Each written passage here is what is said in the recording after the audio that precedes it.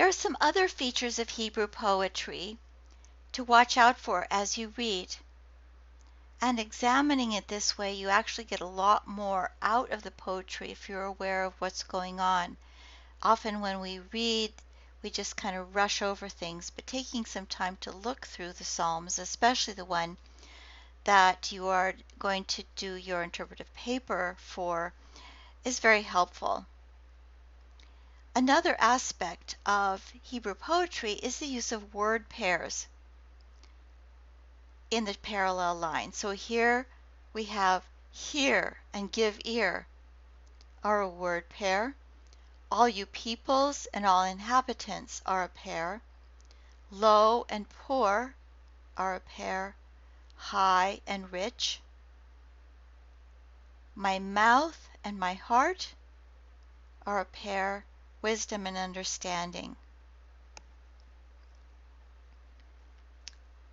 Going on, to give thanks and to sing praises are word pair. Lord, O Most High, a word pair. Steadfast love and faithfulness, morning and night. Music and melody go together. Lute and the harp and lyre go together. This actually is sort of part of the technique of using parallelism.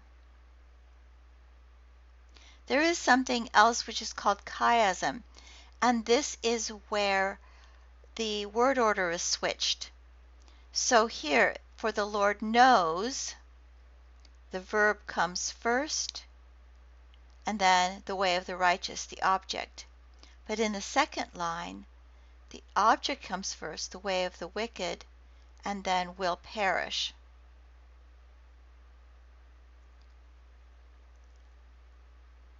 In the second example, I called is toward the beginning, and then I cried for help at the end.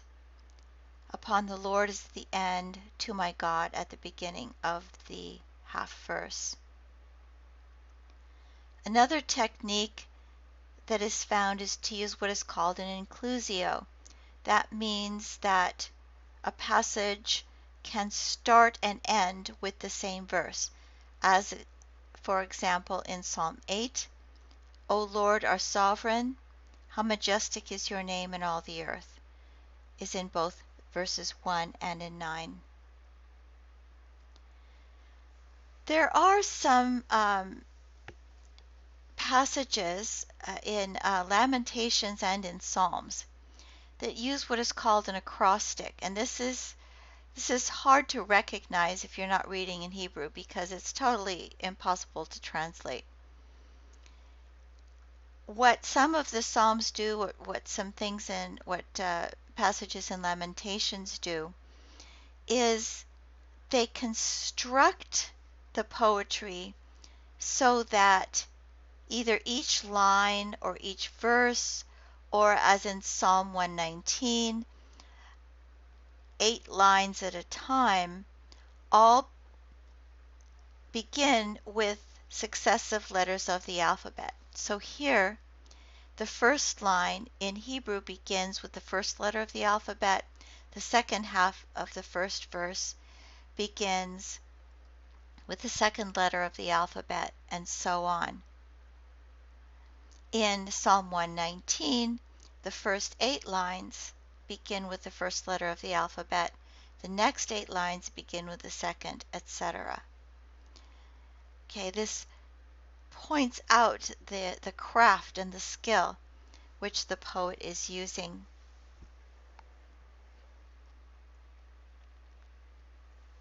There is figurative language and metaphor all over the poetry. And it is important to recognize this because there are lots of figures of speech or metaphors or figurative language that is not to be taken literally. So, for example, in Psalm 23, the psalmist speaks of the Lord as his shepherd. Well, this is figurative. Obviously, the poet is not an actual sheep. but he views his relationship with God as one having to do with the shepherd and the sheep. Sometimes, as in Job, you can have some of the techniques extending beyond individual verses. And so, for example, in the speech of Elihu in Job 32,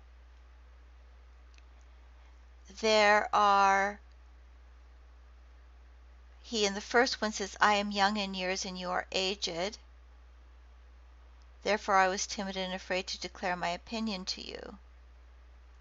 And I said, let the days speak and many years teach wisdom, which is paralleled to the first part of verse 6.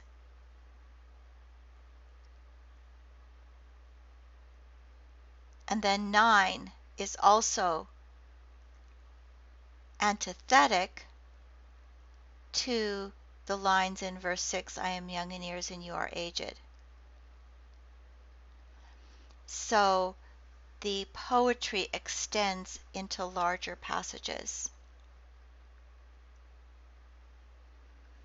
Now, one of the more controversial aspects of Hebrew is whether or not it has meter and rhythm.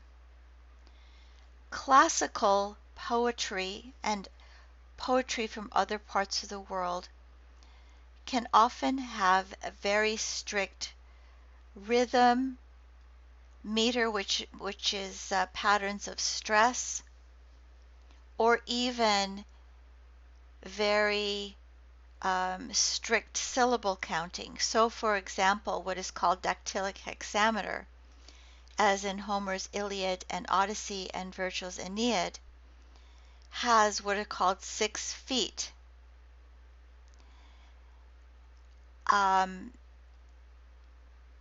You have a dactyl, a long and 2 short syllables, or a spondy, 2 long syllables.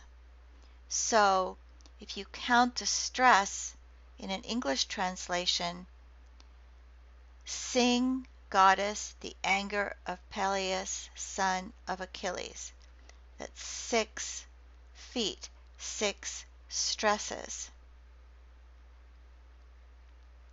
In the Aeneid, arms and the man I sing who forced by fate. Again, that's 6. Arma verumque cano, Troie qui primus ad ab oris. Okay, so it's 6 feet. Each foot having a dactyl, which is a long and 2 short syllables, or a spondy, 2 long syllables. Haiku, for example, counts the sound very strictly. You have to have a total of 15 syllables. An old silent pond, 5. A frog jumps into the pond, 7. Splash, silence again. So it's a pattern of 5, 7, 5. I guess that's 17, not 15.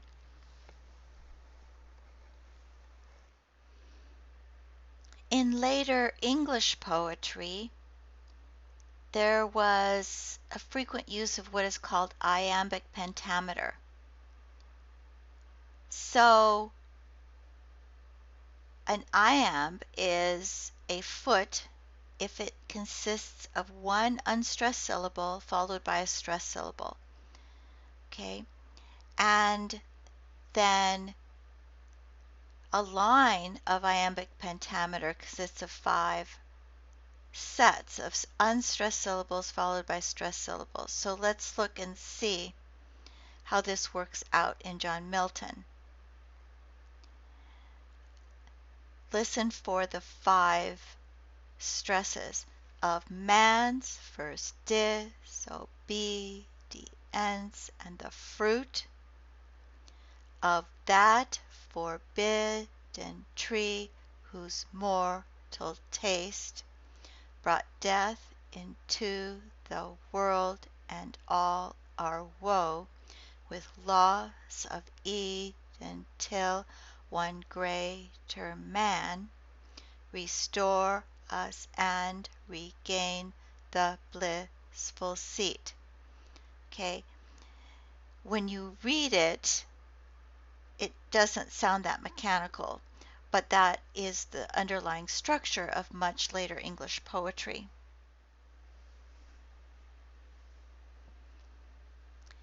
There probably is no set meter in Biblical Hebrew poetry.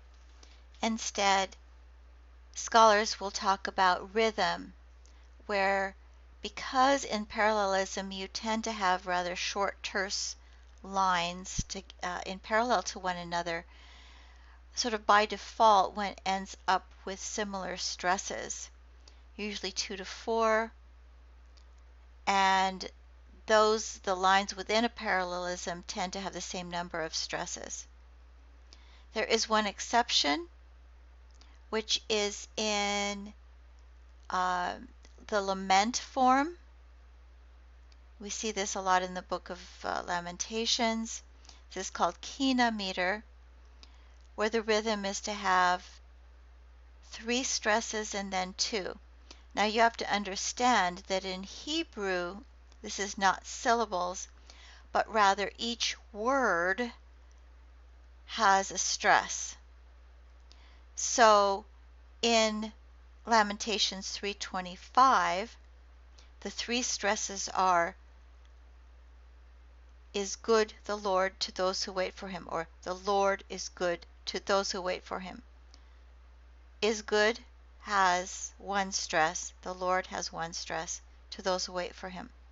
The parallel line, to the soul that seeks him, okay, 2 stresses. To the soul is 1 stress, that seeks him is the 2nd stress. So it's a 3-2 pattern.